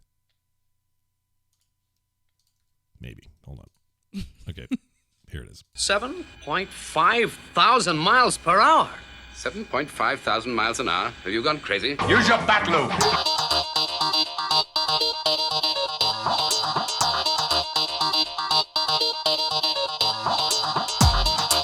Her name is the Morning Stream, and she dances on the sand. All right, we're back, everybody. Did you hear Batman talking about the bat lube? Check this out. Use your bat loop. He's literally saying, use your bat lube. And then in the cartoon, he uses bat lube to get out of a sticky situation. Yeah. Lube, honey. Lube. Breaks down the sticky situation. Oh, yeah. I don't know why that's... I don't know why I did that. All right. Let's move on. We're going to get my sister Wendy all up in it because today is a chance for us to create kind of almost like a Thanksgiving kind of situation here. We're all together, you know, me and you, and we're all related in some way. Your sister-in-law, my sister. Mm-hmm. And who knows what horrible thing will get said. So I'm pretty excited about this. Except I can't find Wendy's name. Great. This is going great. Oh, there it is. Wendy with an I. I always remember Wendy's she's the only person who doesn't create an avatar on Discord or anything else she ever uses because she doesn't care the way the rest of us care about stupid things like avatars. So she doesn't have a photo for any of it. She doesn't do any of that. They're pretty fun, though. Come on. I agree. That's why people do it. It's a huge thing. But Wendy's like, nah, not for me. I think that's just her general take on that stuff. All right, we're calling. We're walking. I'm going to pause this for a second. Okay, I'm going to save this because she's not answering. So let's see what's going on there. She said she was good last night. Let me make sure. Do you need me to text her? No, I'll do it. I got her right here. You good? Okay, let's see what she says. And then we'll continue on. Alrighty then. What does Wendy think her lack of an avatar says about her psychologically? We should ask her that. Because that's interesting, right? Hey, Wendy. You want to tell us why? Why? Why? Oh, she says call again. All right, so I'll hang up.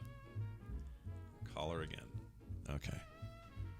I'll bet this works this time. Oh, look who it is, everybody. It's my sister, Wendy. Hi, Wendy. Hi. Hi. Kim's here. Hi. Hi. Kim. How are you? Do you get dragged into these things or do you like this? I do like this. Do you like this? I knew you were going to ask something like that. Yeah, no, look, I'm glad she's willing, of course, but she's one of the more, like whenever we do the guest host thing, she's the one that gets the most raves. People like having her. Raves. That's nice. Yeah. Perfect. I don't know why. I think Get rid of Brian, that guy. That guy with his traveling to Ireland pants. Anyway. Oh, so fun. I know. He's lucky he's going now because Iceland's shutting down. Lots of other places are not letting Americans come in. Ireland does have a soft spot for us, though, I have to say. He has a slight concern. I would have this too, that they're going to shut him down while he's there. Meaning, not him in particular. There? Yeah. That sounds awesome. Like they don't want us traveling. That's true. They want to put in new restrictions for people coming here and going out. But what happens if you're already out? Like, do you just stay? I don't know. Do they test you I mean, again? I feel like America doesn't have any standards, so I feel like they'd let you back in. Yeah. Well, the Irish are great. I'm not worried about how they take care of him if he got stuck there. But they're pretty great. Yeah. Well, there was a time in our country's history where we treated them like crap. You know? Oh, we always pick people to treat like crap. Then it changes. Is there anyone we haven't treated? Let's see. Well, let me say this. The Swedes, you all think, oh, Swedes, right? They're so blonde and beautiful. The Swedes were treated so badly when they got here. They had to create an entire hospital system because they were not treated in regular hospitals. Is that, wow, really? I didn't know that. Yeah. That's crazy. So it turns out we were anti-white blondes for a while. You know what I like? I like. This isn't today's topic, but maybe it should be one day. History, like reading about stuff like I know everyone's sick of talking about vaccinations and stuff, but this whole anti-vax stuff is nothing new. Like not even close to new. Like long time. There was a time during I was reading just 3 days ago. Now I've forgotten the details, but basically, George Washington mandated that all the soldiers got inoculated for smallpox because there was a blast of smallpox going around, and there was a huge movement of no, we're not doing it, we're never going to do it, whatever. This happens every time there's a thing. Is it just because we don't like to be told what to do? I think as a person, I think not an so. American, but as a person. I think so. Don't you, Wendy? It's just as Americans. Yeah. It's very specific to Americans. Yeah. Well, we're do I think okay? Yeah, you're right. Everyone who came here initially were like, "Quit telling me what to do." Back in England or back in wherever, and so then they came and just kept doing that, and then Yeah, that's true. Because it's amazing to me to see people that are like, I'm not going to do it. Well, this could save your life. So, yeah. I mean, this could save the people you care about's lives. So, but you still can't tell them what to do. Oh, that's weird. Did I lose your mic, honey? Yep. Oh, pull out your thing and shove it back in there, will you? Just the thing I took off earlier, and then blow on it. Pull it out, blow on it. Sorry, she's got a cable. This is getting dirty, and your sister's on the phone. This is not good all right, for there anybody. We go. We're good. I thought I cleaned that up. Anyway, but I went on this tear of finding all of this historic stuff about the 1817 stuff, or 1917 rather, other outbreaks in the 1800s. There's always a faction of people who lose their minds, and usually in greater numbers than we even have now. It's easy to just go, oh, this is the worst, but it kind of isn't. We have more vaccinations nationally than we had in these other cases I'm mentioning. Either vaccinations or inoculations or whatever stage we are at with the science. And it helps me deal with it, is what I'm getting at. Yeah, totally. Yeah, history helps me. Because history's oh, yeah, right. In 69, things look like the whole world's going to die. Yeah, that's true. Or in whatever other year where, because you're not there or you didn't experience it, it's kind of like how I view 9/11 and how Nick views 9/11. Right. Nick sees it. One, that's true. Nick was one and has no connection to it other than, he knows it was bad. But I also knew that Pearl Harbor was bad. But I didn't have the emotional connection to Pearl Harbor my parents did. Or their parents, for that matter. So, I don't know why I'm saying all this. But the point is, I find it cathartic to read. I guess I think history is more important than ever. That's what I'm saying. We should read history and pretend that, and stop pretending like we're all experiencing everything for the first time. You know what I mean? Just get some perspective. But we are experiencing it for the first time as the individual, which is, I think, what reading history does is it calms that down. Yeah. Okay, you're not special. Just pay attention to. It does help, right? And I do think there's more to this.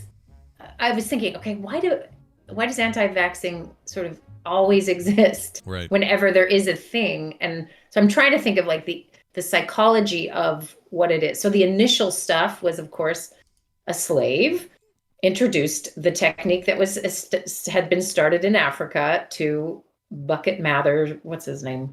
Cotton Mather. Yeah. Bucket. And he showed how you have to make a scratch, and then you get an infected person's scratch, and then you share the fluid, and like obviously that was the original, at least starting from modern history, right, on this continent. That's how you vaccinated somebody. Yeah. And I think, man, that is gross. Yeah. Right? Like that would go against your senses or your sensibility. Mm-hmm. And to have to believe that was helpful.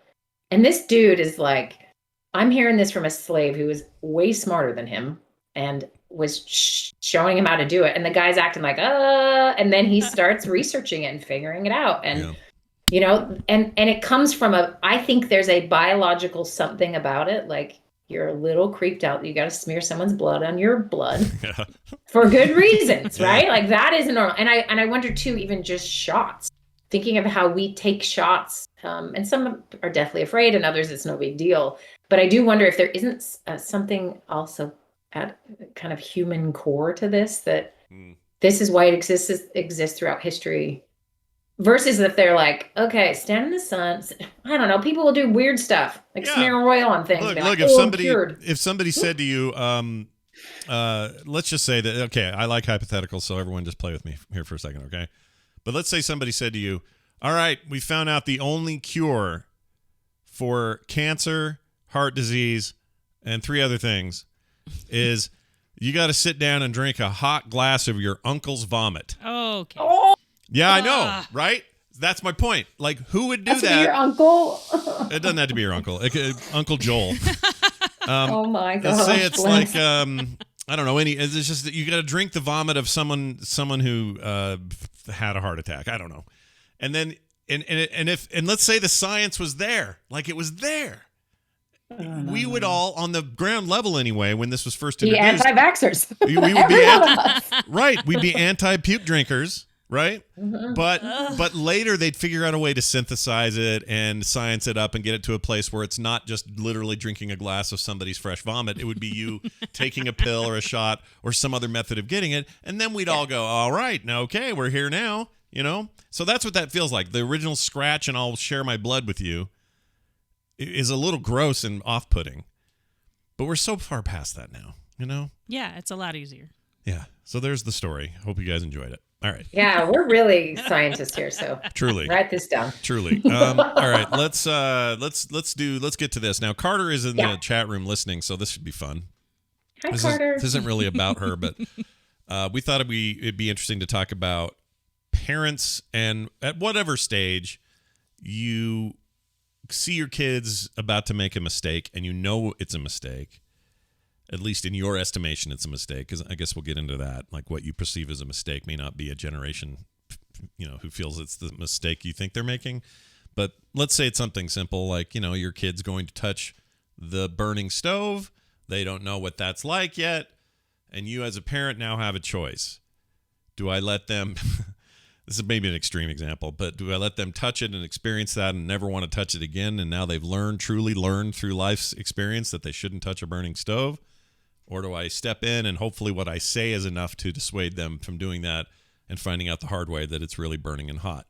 And then move from that very simple, sort of obvious thing up to, you got a kid who's, I don't know, let's just use an example. 3 years into college and decides they're going to drop out and become a I don't know. Musician. Van life. Hashtag van life. Yeah, van life. Van life. Van life. Hashtag van life. Or something like that. And you're in it's kind of the same situation where you could step in and go, you shouldn't do this, and here's all the reasons why, and if you're going to live here, you can't do it, and all your whatever. Yeah, but when they go and do that anyway, they really hate that you did that. Right. So that's the question. Do you just sort of stand back and go, whoa, that sounds challenging, but hey, hashtag van life, YOLO, get out of here, go for it, whatever. That kind of stuff. And when to know when you should step in, when you shouldn't step in.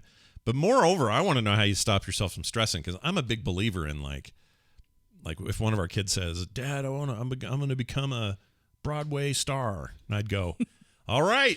All right, here we go. I'm stoked for you, even though inside I'd be going, well, I know what that means, and that's going to be really hard, and I don't know how you're going to do it. And there's going to be this temptation to say something. The hard part for me isn't not actually saying something or not letting them make their mistake or their success on their own, but how it eats me up in between. Yeah. That's a problem because I think Kim and I as parents are pretty good at this concept. We're bad at stewing on it later. Yeah, or during. I literally bit my tongue not to say anything because I thought they've got to learn this on their own. They have to figure it out. Mm-hmm. But yeah, I'm up at 2 a.m. going, oh, what if and why? And oh my gosh, why couldn't I talk them out of this? Yeah. So that's where we're coming at from this angle. How do you want to approach this? Yeah, that's tough. Okay, so you guys will be the guinea pigs, but let's talk about your foo. And those who do real steps with me know what I'm saying. Oh, your foo. So foo is your family of origin. Yeah. And people have lots of things that are modeled to them. They are trained in the art of because of their family of origin, right? So let's think about it for a minute. And sometimes we do just what we're trained to do. Sometimes we rebel against that training and try to do the opposite, but it ends up having the same impact, right? So we all are kind of at different stages with recognizing our foo issues and or how we parent in relationship to that. So so this is a general question for everyone, but you guys can answer. What is your parent style with you growing up with the same thing of and you can both look back and say, oh, I made some mistakes. Like, how did your parents handle it? And we don't need to grade them necessarily, but just what was their style? And then we'll talk about how that then, what happens later. So think about your parents' style in raising you with kind of letting you make mistakes, giving you freedom to, enough rope to hang yourself or not, or, what was their style? All right. Well, I'll tell you what my mom's was. She was the one that was always worried about something going bad and would be sort of, nervous and tell me not to do a thing. Dad was the opposite. He'd be like, "No, let him do it. It's fine. Let him try it. It's what does it hurt or whatever." Like he was super stoked about, I think for example, me always saying when I was younger, I just want to be an artist or whatever. He was super supportive of that every step of the way, every minute of that. Whereas I think Mom was just nervous about it all the time. Even if she didn't outright say it, her style was to be like, "Oh, I don't know," that kind of thing. And my dad's style was like, "No, go for it. Do it. You don't want to die wondering if you could have. You better go for it." And I'm really glad he did. But that was their difference in styles. Kim, what was your deal? My parents were really strict.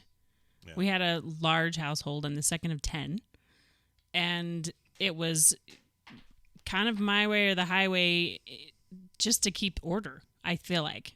That's a lot going bodies. on. Yeah, it's a lot of bodies, a lot going on. We learned very early age to work really hard because everyone had to pull their weight. Yeah, and I don't want Kim to undersell this. Like 2 of her brothers were born with fetal alcohol syndrome. All 3 of the adopted brothers. Right, they were all adopted. Right, so they're adopted. They've got these other issues and challenges, and then just the normal stuff you have with a big family. Like I don't know how they did it. Yeah, it was. Well, you did it by being strict. Yes, we were strict. We grew up on 5 acres. We had a huge garden. We worked really hard. We took care of animals. We, all those things, and so it kept us very busy. But I think a lot of that came from that's the only way we're all going to stay sane is we all stay busy. When it was very strict. Yeah. Very disciplined. Yeah. Okay, so think about both of you a mistake. You don't have to share it, but a mistake you made. And how, or were about to make or something. And then what did your parents do? Good or bad? I mean, it could be either, I don't want to throw any living relatives under the bus, but Well, see, I grew up in Mississippi. Still corporal punishment was the thing. You still got paddled at school. If whatever you did wrong, even if it was the whole class and everyone got paddled. My parents still, there was still that going on at home. Where I was because of where I was and cousins and other family, same thing. It was just where we were. Yeah. We didn't bring that into our home because I think that it was part of my growing up because of where I was. Right. I think that was not the case here. Well, I don't know. In Utah, I feel like you and I talked, correct me if I'm wrong, but early in the marriage, early in the parenting cycle, I feel like we made it pretty clear to each other. We wanted to make communication the first form of discussion, or the first form of any approach to any problem that the kids would have. Mm-hmm. And it would never be immediate grounding or anything physical. Like, was not interesting to us. I think I got immediately grounded because it was easier to keep me home and be in trouble than even figure out what I did wrong. Yeah. There were times when I was like, I don't even remember what I did to get in trouble. Yeah. Like like here, I'll give you a scenario, even though this isn't one that happened. There's a whole separate story as to why it didn't happen. But let's say Taylor comes home from school and she's got a big tattoo on her arm or something in high school. Now, if you don't want your kids to get tattoos, you're now faced with a choice. Do you go hard and say you're grounded, maybe forever, and I'm just really pissed, whatever. You could do that and really demonize it and have it become this really big dividing issue in your relationship. Or you can, on the other flip side, completely ignore it and act like it's nothing. Or there's some space in the middle where you can talk and like really talk, like honest talk about, well, obviously you felt strong enough about getting it, that you got it. Are you happy with it? And kind of discuss the things that matter in that scenario. The reason I say that there's a separate story is because Taylor and I did have this discussion in high school, her high school, where she wanted to get one. And I told her, fine, I think you should totally get one. And we'll even take you to a place that has a good reputation for clean process and, well thought of stuff and all that. But let's talk about what and why and all that. And we just, describe things like, well, I mean, if you get it, it's permanent. That's kind of how it works. The only way to ever get it off is this really painful laser thing. Well, I remember you telling her you need to talk to two people that have one and ask them if it was, if you would do it at my age. Yeah. As young as I am. And I didn't say ask anyone who had it at 16 what they think of it now. Claire's on here going, why didn't you want him to get a tattoo? Because at 16, 17 years old, I don't think you know yourself well enough to know what to get on your body permanently. Yeah, but the important thing here is, and I agree with that, but the important thing here is that it wasn't our way or the highway. And if she had still said, Dad, I'm doing it, we would have done it. She would have totally been the one to do that. She would have gotten it, and we would have gone with her, and we would have made sure it was, or not, but we would have made sure she was going to a good place. Like, we would have facilitated it to make it work best for her. So it isn't, again, it wasn't our way or the highway. She'd still have one direction on her backside. Right. Like, this is, except for her, would have been like, who would have been the back then? It would have been Fun, or what other concerts did we go to? Oh, my God. Whatever concert she just went to. But, like, if she was a little kid, it'd be Barney, but nobody wants a tattoo in their little kid. Wow, yeah. But that's the point, is like now she does have tattoos, and now she can make adult decisions, and I have nothing to do with those decisions, and I don't have a problem whether she gets them or doesn't get them. Another one we agreed upon very early was curfew. We didn't have curfew for our kids. Yeah. And I'll tell you why, because a lot of people are like, what? What do you mean you didn't have a curfew? If you give your kids a curfew of, let's say, midnight, and the party they're going to ends at 11, what are they doing between 11 and 12? No, it was, hey, what time's the party over? 11? Okay, I want you home by 11:15. Mm-hmm. Because I think they can get in more trouble with a curfew if whatever it is later than whatever's going on. Plus, it felt like a way for them to, I don't know, it was a way for them to say, be more in charge of that schedule. Mm-hmm. Like, they're now more responsible, not because I gave a rule and now they have a rule to either fight against, rebel against, or cheat around. Instead, it's, where are you going? Oh, there. Okay. You know how late it goes? I think they said 11. Okay, cool. Well, why don't you call me like 11:15 if you need a ride or anything? And if not, we'll see if it goes right later, then let me know. Don't like we would make it really simple and clean like that, and they didn't mess around with those lines. They just kind of came back when they said they wanted to or said they were going to, right. And a lot of times it's our house anyway. Most of the time it was at our house. That's the other cheat we got away with a lot, is we had all the parties at the house, and we had the video games and the TV and the whatnot, and all of their weird friends wanted to come to our house. So when they did that, we had eyes on they're our kids' weird friends. Yeah. So we had eyes on the prize the whole time, and the kids their friends thought we were way cooler than we are, because Kim's making food, I've got PlayStations and Xboxes, and arcade machines and, like all the reasons that the boys want to be hang out over there. And so we were the Kool-Aid house, as we used to say. That makes a giant difference. But again, it wasn't overt. It wasn't like, the rule here is that if you have a party, it will be under my roof. It wasn't like that. No. It was just like provide a place where they feel comfortable and safe, where the parents feel comfortable and safe about their kids being there. And then you just kind of, not sneakily, but you just kind of have a purview that you should have as a parent without it being a rule or some kind of weird, stake in the ground that the kids feel like they have to get around or whatever. Now, that's how we did it. But yeah. I don't know if that was the right thing or not, but that's what we did. We're gonna clap. No, that's great. I'm gonna actually take one of your stories and then tie it to your parentals. So Kim, I don't have, firsthand knowledge of your childhood like I do of Scott's, but so I'm gonna take Scott's story. What's interesting is, and this is maybe my memory, and Scott, you can correct me, but I recall a certain young man in our home growing up who wanted an earring. Yeah, I remember that. And was going to look real great in pictures for future reference, I'm sure. Anyway, but I remember Dad saying, all right, let's have a court of law, and I'm the judge. And Scott, you want a lawyer or you want to represent yourself? And you represented yourself, which is always a mistake. And should have had a lawyer. A bunch of us were on the jury, right? This happened? I remember this. No, I'm surprised you do, but yes, this all happened. Oh, I remember. And I remember because it was so... And I don't know if it's because Dad always had a little twinkle in his eye, like this is fun. Watch this, But it was an example of, hey, bring your case to us. Let's talk. Mom, I think probably was the defendant or the prosecutor or something. And, the jury was me, Matt, and Tara and Misha. Yeah. And your mom was a prosecutor because she was about Half Family Pictures. That's what this was about. Yeah, exactly. I do not want a dumb earring. But you can wear your painter pants and have your mullet. That's fine.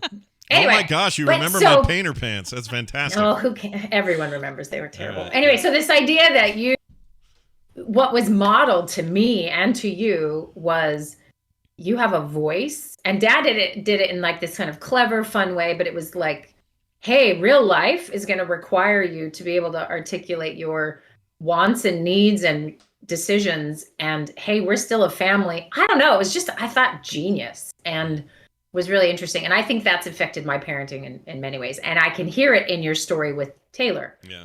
Like, I'm not going to say yes or no. I'm going to let you make your own decision. But as an adult who guides you, we're going to talk about, what that looks like. So when Abe wanted Snapchat at the ripe age of, I don't know, 11. That would have been when it was 12 like the hot. Or something. Yeah. Yeah, I think that was right. I said, all right, I would like a presentation about Snapchat. I want a written essay.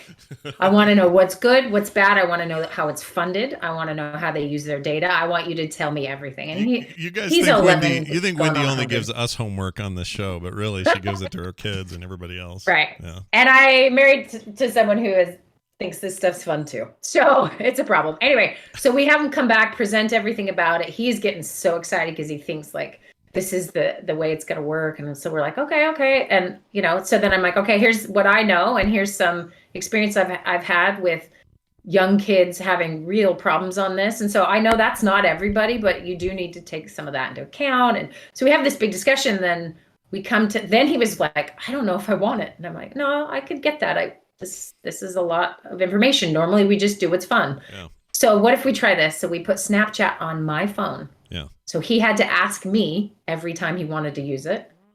And I would give it to him. I'd be like, here you go. And I'd be like, I need my phone back. And he'd be in the room with me. You know how not fun Snapchat is when you have to get it off your mom's phone? Oh, it's the worst. And she needs to use the recipe app to make dinner. So you need to give it back right now.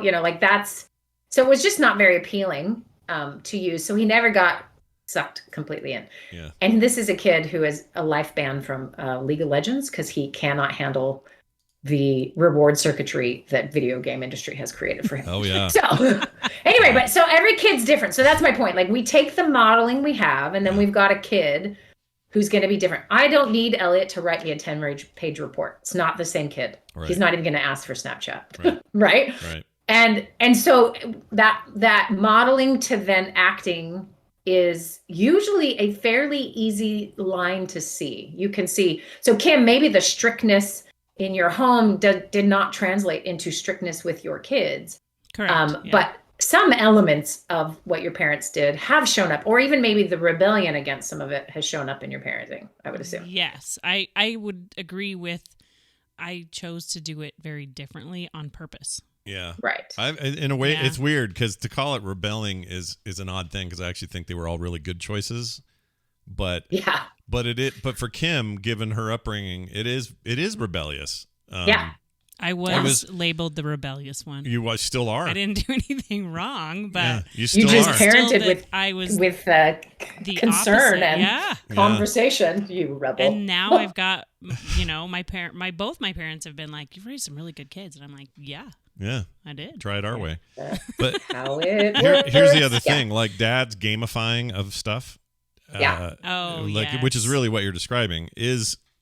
That absolutely comes out in the way I do stuff. Mm-hmm.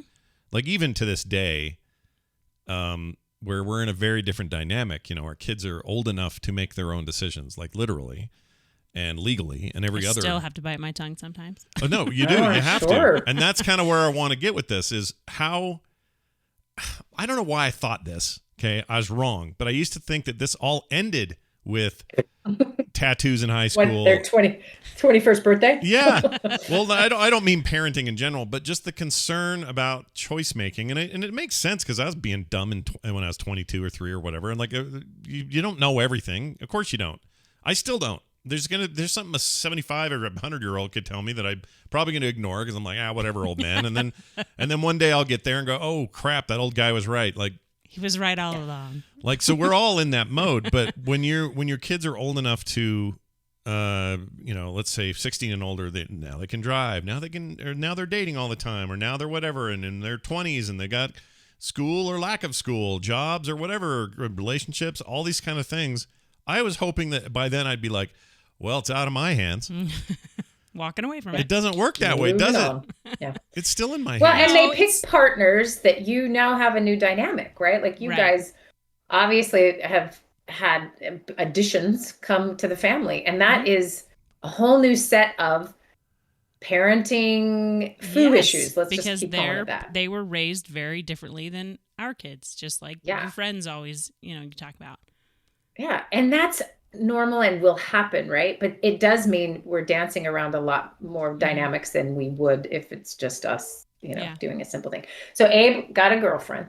It's a miracle. No, it's not. He's a very cute boy. And adorable. She is, here's the thing. I am cleaning the house for her to come, and I am having so much empathy for my mother-in-law. Like, oh, you just want it to be okay, and this person's going to come into your life. And she had 5 boys. So can you imagine 5 times this woman had to clean a house for a woman to come over and be like, ew, you're a terrible mother-in-law. So I have a lot of sympathy for her and having those feelings. Anyway, she shows up. We all have Swedish pancakes for breakfast because we thought that'd be fun.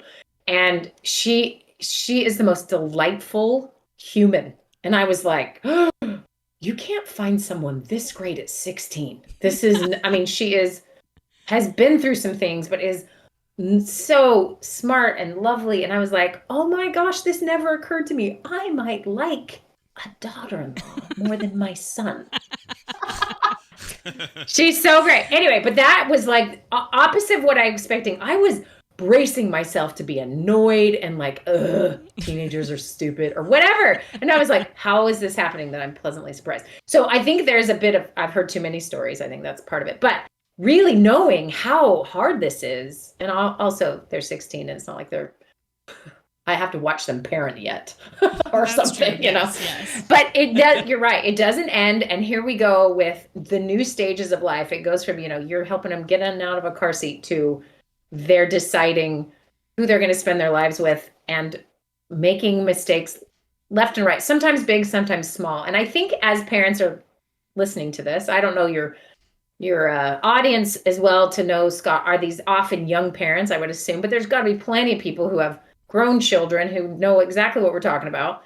Everyone's in a different place, but it's really hard to just think you've figured it out. And maybe you look around on social media or other people and you think, man, they have got it figured out, or their kids are so awesome and my kids are blah, blah, blah. I think that can be problematic and distracting. But I would boil this down to something I think you two do really well.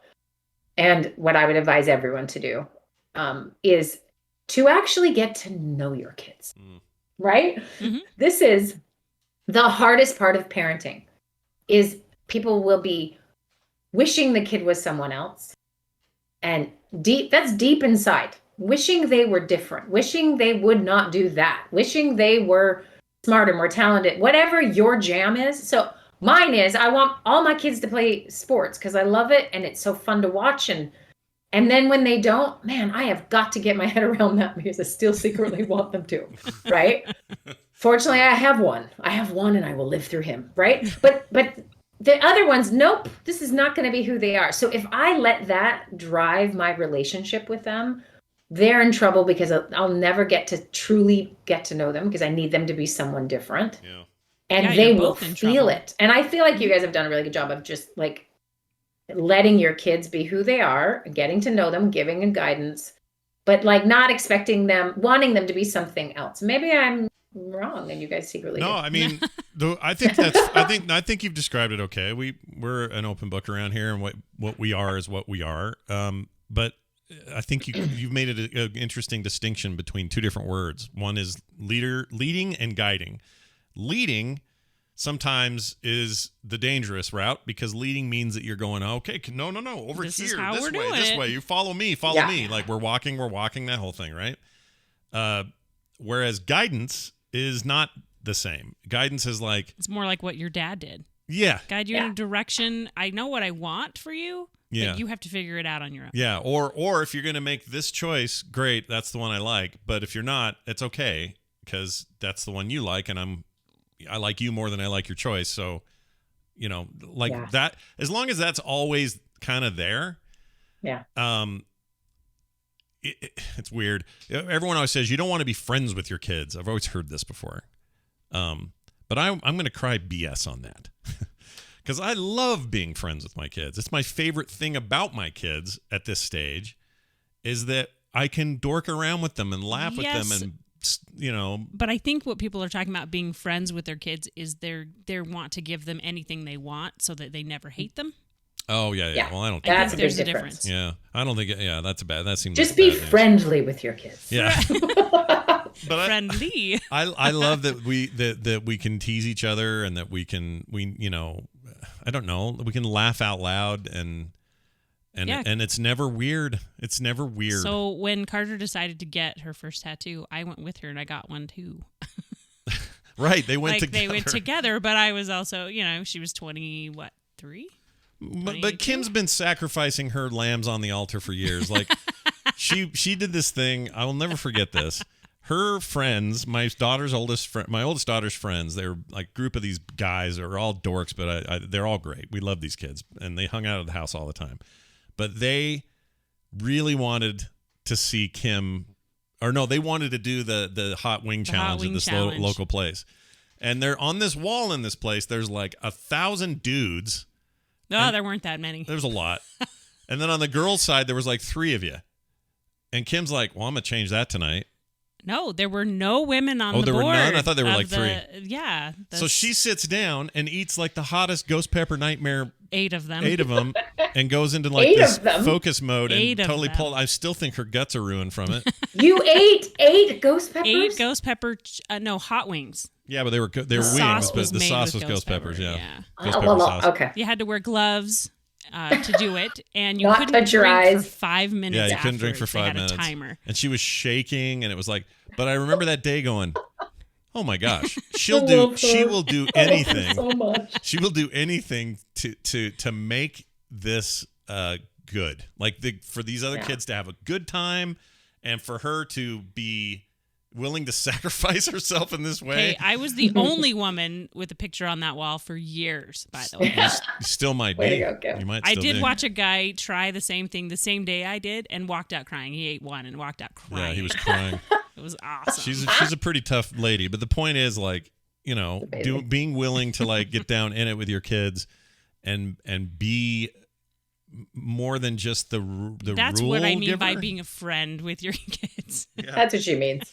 Well, I would say this too about Kim, that I think this is important because often mothers get very lost in motherhood in a performance sort of way. Not that's the wrong word. It's more like I have to do this for them, or I need them to be successful, and like so much pressure. And you look around and what is everyone doing, and you maybe miss this key component, which is like, who is the kid and what is your stuff and what is their stuff?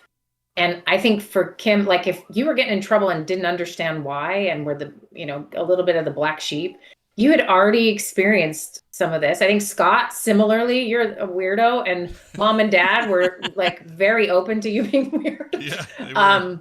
You're So right. I think you both have a good reserve of like sort of getting it, what it's like to be these kids in different stages. And you told your father, I'm going to be a cartoonist. And he's like, yes.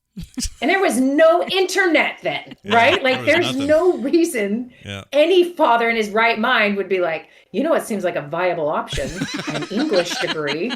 And right. Yeah. And I think it's because there's a mix up. The mix up is, I know how the world works. And it doesn't matter what you're bringing to the table. It's my job to make sure the world doesn't eat you alive. And that is a noble, core, loving place. But it takes some courage or family of origins that were helpful in this way to really see a kid for who he is and meet him there. Yeah. And then guide, right? Meet him there and guide and then mourn the loss of your kid won't play baseball with that sweet left hand. Right? Like you got to mourn it, and I am mourning it. Yeah. It's fine. I'm fine. If I'm anything, I'm fine. My biggest struggle is watching Nick, and I think it's because Nick is me in so many ways. Like he's just so me, and it's everything from whatever they may be, his insecurities, his creative side, is all of it. Everything he is reminds me of me every time I look at him. And as a result, that's been the larger challenge for me, is watching him and going, I know exactly the mistakes he's going to make because I made them. And I know his way he thinks and the way he does stuff, he's going to do it just like I did it. And so we've had that exact conversation of, wait, your dad let you do the same thing. You got to let him do it. I know. Kim's had to talk me down from that. Yeah. Because don't say anything. Because it's hard for me. It's really hard for me. Stephanie in the chat says, except his hair. No, I had some sweet, long, curly freaking. Oh. Yeah, it just was it was business in front, party in the back. Oh yeah. Well, it was of its time, and that's all coming Which back. Which I know is coming back, and I am really struggling. Like I am really struggling. Yeah. Love his hair. It's we saw some high school kids yesterday. Where were we? We were somewhere where it's near high school, and we just saw kids going to the restaurant or something. They all looked like they were lifted out of a John Hughes movie. I'm telling Absolutely. you. It's Dress weird. like it, look like it. It's weird, man. It's freaking me out. Like I know my decade was cool, but I don't think it was that cool. Yeah, come on, people. Yeah. But anyway, the point is like that's where I've struggled the most, is like seeing myself in that mirror. And I have a feeling that's a problem for a lot of people. Is it's not so much the person that you're worried about all the time. It's that they're going to be like you. And by that, I mean your worst sides or your worst mistakes or your least favorite part of your self-image or whatever it may be. And I see that in him in particular, and less so in my girls. And that's hard because I don't want that to become a reason that I become standoffish with him, or I don't want him to know that it's almost like Inception. Like he knows that I know that he's a lot like me, and that he knows that I know that I'll make mistakes that he'll also make. And like, there's a lot of, I just don't want that to be a thing between him and I. So it's something I had to really work on to not be that, to not be disappointed because he's like me. Because to him, it's just disappointment, right? Doesn't matter. Right. So if he does something I'm not loving or whatever, I don't want him to feel like he's, letting me down, because honestly at this stage of his life it shouldn't be about that anyway. And that's really been the one challenge I didn't expect to see, You know, Yeah. when he was little, he's like, he's a toe-headed kid. What a dork. He's so much fun. All right, now he's so cute. Look at his curly blonde hair. What a cool kid. He's so funny in junior high. And look at him play soccer. And blah, blah. Like, you get all this stuff, and then he becomes an adult, and I go, he's just like me in every way. And I don't know if I like that. You know what I mean? Yeah. But on the other hand, in a mirror, right? I mean, in some ways, I love that he is, because then there are also some really great things about that. You know, I was always called the sensitive kid growing up, but I think that worked for me in a lot of ways, relationships, and including my kids, and it will benefit him too. So it's not the weakness I used to see it for, but I know that he'll see it as that for a bit, because I did too. Like, I just feel like I'm watching a mirror and I'm seeing, you know. And that's why I have to go, don't say anything. Don't say anything at all. Yeah, because usually it's something that I have no right saying anything anyway, and instead it's like, Nick, we should do a movie night. Okay, cool, Dad. I mean, that's the stuff I got to do. Scott has to do the same thing to me whenever I'm like, oh, Taylor, what are we doing? Yeah. Even as an adult, she's married, she has a baby, all of these things, I still go, ooh, I remember having to decide that too.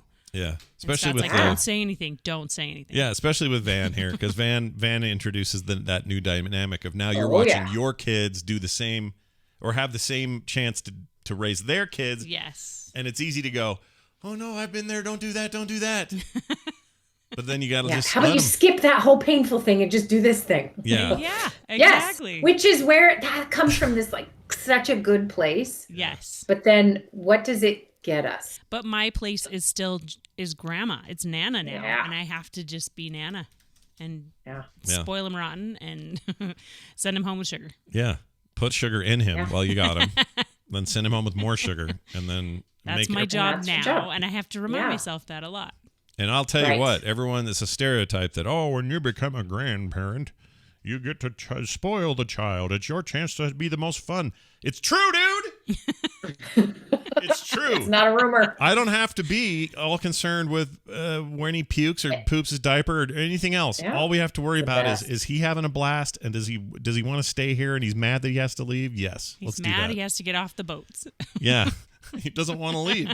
And it's great. I can't recommend that enough. It's awesome. And somehow if we could skip parenting and go right to grandparenting, I would sign up. Yeah. It was it sounds awesome. It was all true in the end.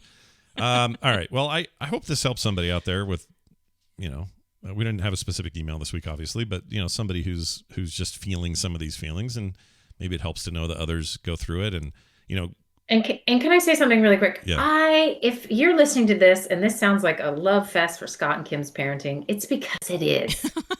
And it's because they're great parents. But if you hear this and there's like a sting and you're like, ugh, my kids aren't like that, or you're struggling in some way, I want you to try to have this flip to inspiration, because it's right. You can go from, oh, that's kind of hard for me to hear. Mm-hmm. And I want you to flip it to, here's where Scott and Kim, Scott's childhood is I can get behind because it was mine, right? And Kim's is not the worst by any shot, but also there's hard things in both, right?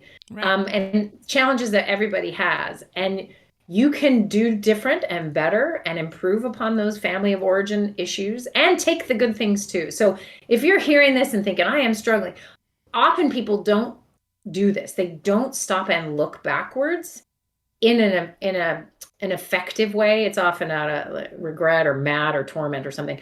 But this is where the therapy part comes in, right? Which is, there is stuff that happened in your childhood, the way your parents handled things, even the best parents will screw things up. I talk to people sometimes who are like, I had a beautiful childhood. And then we get deep in their psyche and there was something that happened. Mm-hmm. And it's not a giant thing, and it would be nothing you would ever say out loud to your mom, like, you did this to me. It just happened. Mm-hmm. And there's still effects from that. So we're all in the same boat. It's what you do with whatever boat, I should say, let me fix this, whatever family of origin stuff you took with you and you're now struggling with as you parent, is do some work on your stuff. I can't count how many people are like, oh no, my third child has anxiety. And it's like, okay, if there's one kid, all right, now when there's three, we're going to have to look at you, Mom. And this is not about mom bashing or blaming. It's about, you are stressed and your anxiety might be contagious. Let's get you a mask on this airplane so you can breathe.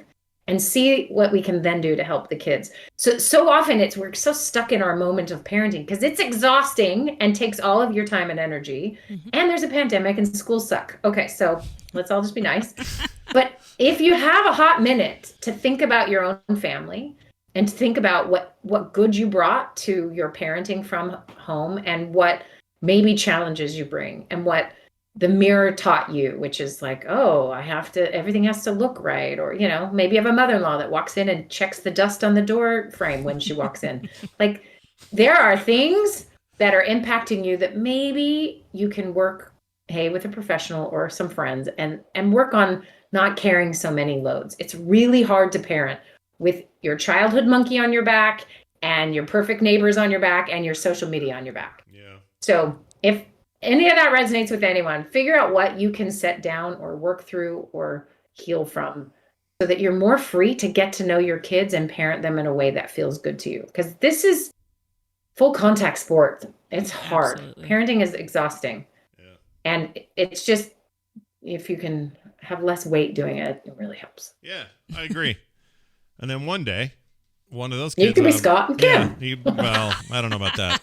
I don't want anybody to feel that way. I don't want anyone to think any of this is perfect by any stretch, because it's not. But it's, it's healthy though. And if you're feeling it, it's because if you're thinking, oh, those guys are like, well, it's because it's healthy. Yeah. And maybe you need to look around and see what's maybe and as not so Tally in the healthy chat says, here. one option is, if you don't want to have kids, don't have kids. Some people just want to be the great aunt Yeah, forever. dude, That's fine. Whatever. please. Go for it. Don't. Yeah. Don't have them if you It's don't so want them. hard. It is hard. Plenty of people will do it. Someone's always going to have kids, so you'll be all right. I had a fun aunt that took us on trips because my parents never could. Yeah. And I she want never got that married, right? Nope. And she's got an amazing... Never mind. I can't talk about her back. Okay. Kim's got this. Well, anyway, there's a history Just in her stop. family that I hope Just never comes stop. up. All right, hey, there you go. That's the show, everybody. Teaser for never. Wendy, things open up for Real Steps sometime. When's the date? Yeah. Soon. It's going to be near the end of October. Okay. We're doing lots of revamping. It's going to be really fun. So just be hanging on. Go to realsteps.org. Sign up for the email that will start coming in sometime this September or mid-September about, and then it's going to be good. We have learned some things, and our little community is amazing, and so we're going to have a fun time. So sign up. Awesome. Well, there you go. We've all learned a little something today. Yes, we have. Wendy, have a great week. We'll see you next time, and thanks for hanging out with us. See ya. Bye. Thanks. All right.